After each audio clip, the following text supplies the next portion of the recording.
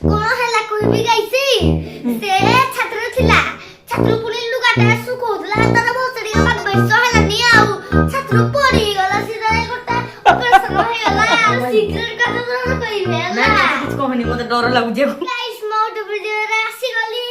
Guys পুনি থরে সেই দিন স্টার্ট গলা মানে আমি ଆମ ଗାଁକୁ ଯାଇଥିଲି ଆପଣମାନେ ଦେଖିଥିଲେ ତ ସେଇ ଯୋଉ ବ୍ଲଗଟା କରିଥିଲି ଏଇନେ ଆମେ ପୁଣି ଭୁବନେଶ୍ୱରକୁ ପଳେଇ ଆସିଲୁ ସମସ୍ତେ ଭୁବନେଶ୍ୱରରେ ଏଇନେ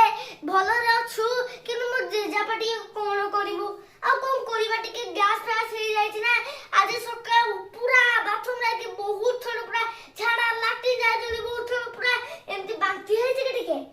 କିଛି କଥା କହି ପାରୁନାହାନ୍ତି ତ ସେଥିପାଇଁ ଟିକେ ରେଷ୍ଟ ଦବା ଚାଲନ୍ତୁ ଦେଖିବା ସମସ୍ତେ କଣ କରୁଛନ୍ତି ଯେଟା ତମେ ଶାନ୍ତିରେ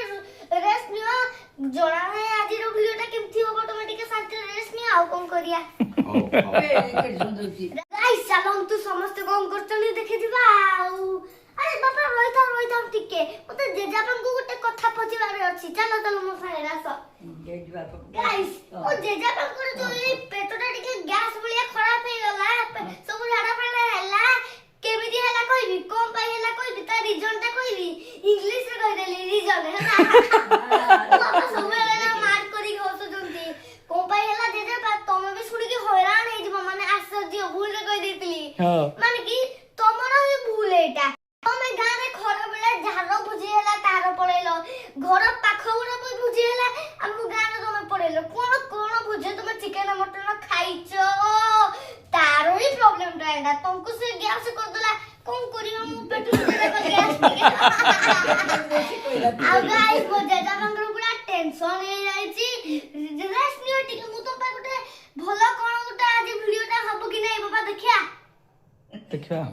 ଏବେ ଚାଲ ଯିବା ଦେଖିବା ମୋ ଜେଜେମା କଣ କରୁଛି ଚାଲନ୍ତୁ ଆସନ୍ତୁ ଦେଖିବା ମୋ ଜେଜେମା କିଲୋ ମୋ ଜେଜେମାର ଏଇ ଗୋଡଟି ଅପରେସନ ହେଇଚିଲ କଣ କରିବା ଲଗାଇଛି ଟିକେ କହିଲେ କଣ କରିବା ବାପା ଟିକେ କୁହ କଣ କରିବା ତାଲଚୁର ଆଇଲା ପରେ ତାଲଚୁରିଆ ଭାଷା କହୁଛୁ ଏ ଜେଜେମା ତୁ କେମିତି ପଡିଲୁ ମୁଁ ଜାଣିଛି ମତେ ସେ କହିଥିଲା କଣ ହେଲା କହିବି ଗାଇଛି ସେ ଛାତ୍ର ଥିଲା ଛାତ୍ର ପୁଣି ଲୁଗାଟା ଶୁକୋଉଥିଲା ତାର ବସରି ବାଗ ବେଶ ହେଲାନି ଆଉ ଛାତ୍ର ପଡି ଗଲା ସିଧା ଗୋଟେ ଅପରେସନ ହେଇଗଲା ଗାଇସ୍ ମୋର ଏଇ ଯୋଉ ଜେଜେମାର ଏଇ ପ୍ରୋବ୍ଲେମଟା ଆହୁରି ବଢିଗଲା କଣ ପାଇଁ କହିବି କାହିଁକି ନା ସେ ଯୋଉ ବେକାଲିଆ ଗାଁ ଯାଇଛୁ ଆମେ ସେ ଲୁଗା ଶୁଖେଇଲା ଝାଡୁ କଲା ପଇଡ ପୁଣି ଆଣିଗଲା କଣ ସବୁ କରୁଛନ୍ତି ପୁଣି ଏପଟ ଚାଲେ ସେପଟକୁ ଚାଲେ ସିଧା ଚାଲେ ପିଛୁ ଚାଲେ କିଏ କଣ ଡାକିଲା ସବୁ ଶୁଣିକି ସିଧା ଉପରକୁ ଚଢ ଇଆଡେ ଯା ସେଥିପାଇଁ ତାର ଏଇଟା ହେଲା ଆଉ ନା ଜେଜେମା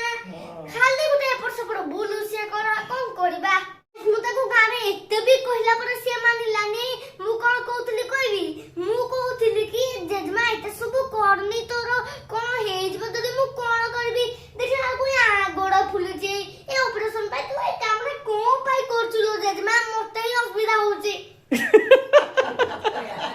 ଗାଇସ୍ ମୋ ଜେଜେମା ପୁରାଣ ତ ଶୁଣା ଏଥର ମୋ ମାମାର ପୁରାଣ ଆପଣମାନଙ୍କୁ ଶୁଣନ୍ତୁ ଗୋଟେ ସିକ୍ରେଟ କଥା ତ କହିବେ ହେଲା କିଛି କହନି ମତେ ଡର ଲାଗୁଛି କଣ କହିଦବ କହିବାକୁ ତ ପଡିବ ଫନି ମୋମେଣ୍ଟସ ପୁରା ଏଇଟା ଗାଇସ୍ ମଜା କଥାଟା କଣ କହିବି ଯେତେବେଳେ ମୋ ମାମା ବେଡ୍ ମାନେ ତାର ଜମିରେ ଚଢିକି ଗୋଟେ ଛୋଟିଆ ଜମିରେ ଚଢିକି ଶୁଏ କି ମୋବାଇଲ ପୁରା ମହାରାଣୀ ଭଳିଆ ଗୋଡ ପକେଇକି ଶୁଇକି ଦେଖେ ସେତେବେଳେ ତାର କିଛି ହୁଏନି ପୁରା ରିଲ୍ସ ସୁନା ରିଲ୍ସ ପୁରା ଗୋଟେ ସୁନା ରୂପା ଗିରା ତାର ଯାହା ଦେଖିବ ମୁଁ ତାକୁ ଟାଇମ ଦେବି କିନ୍ତୁ ଯେତେବେଳେ ମୋବାଇଲଟା ତାର ସେ ଜମିନରେ ରଖିଦବ ମାନେ ଆମର ବେଡ୍ ସେତେବେଳେ ଏ ବାପା ଅଣ୍ଟା କାଟୁଛି ପିଠି କାଟୁଛି ଇଏ କାଟୁଛି ସିଏ କାଟୁଛି ବେକ କାଟୁଛି ଟିକେ ଘଷି ଦେ ତାପରେ ମତେ କହିବ ତା ସାଙ୍ଗରେ ମୋ ବାପାଙ୍କୁ ବି ଛାଡିବନି କହିବ ଏ ଟିକେ ଟାଇମ ଦିଅ ସେଟା କରିଦିଅ ତାପରେ ଖାଲି ଓ ଖାଲି ହବ କଣ କରିବା କିନ୍ତୁ ହଉଛୁ ତୁ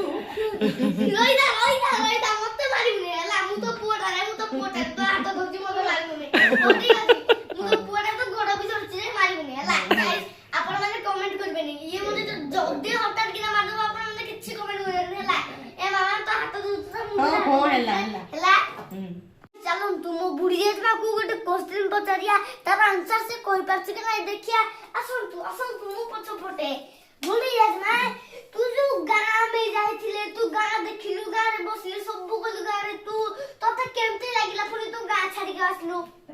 ନାଗିଲା ତମ ଆସିଲ ମୁଁ ତମ ସାଙ୍ଗେ ଆସିଲି ହଁ ତମ ଦେଉଛ ମୁଁ ଏଇଠି ବୁଢୀ ଜେଜେମାର ଗାଁ ରହିବାକୁ ବହୁତ ବଢିଆ ଯେ ମଜା ତାକୁ ଇଚ୍ଛା ଲାଗେ। ଆଚ୍ଛା ଟିକେ ପୁନା କାଳିଆ ଲୋକ ମୁଁ ବୁଝିଗଲି କଣ କଥା କହିବି ଟିକେ ପୁନା କାଳିଆ ଲୋକ ତ ସେଥିପାଇଁ ଗାଁରେ ରୁହନ୍ତି ତାଙ୍କର ମନ ହଉଛି ବାର ବାର ଗାଇସ୍ ପୁନା କାଳିଆ ଯୋଉ ଆମର ସବୁ ମୁଁ ଜନ୍ମ ହେଇନଥିଲି ବୁଢୀ ଜେଜେମା ଜବାନ ଝିଅ ଭଳିଆ ପୁରା ଥିଲା ମୋ ଜାଙ୍କର ସାଙ୍ଗରେ ମୋର ସେ ଯୁଧିଷ୍ଠିର ପାଣି ଅଧିକ ଭାବେ ଜେଜେବାପା ଯୁଧିଷ୍ଠିର ଜେଜେବାପା ସେ ଏବେ ତ ଦୁନିଆରେ ନାହାନ୍ତି ଆଉ ତାଙ୍କୁ ଭଗବାନ ଉପରକୁ ନେଇଗଲେ ଆଉ କିନ୍ତୁ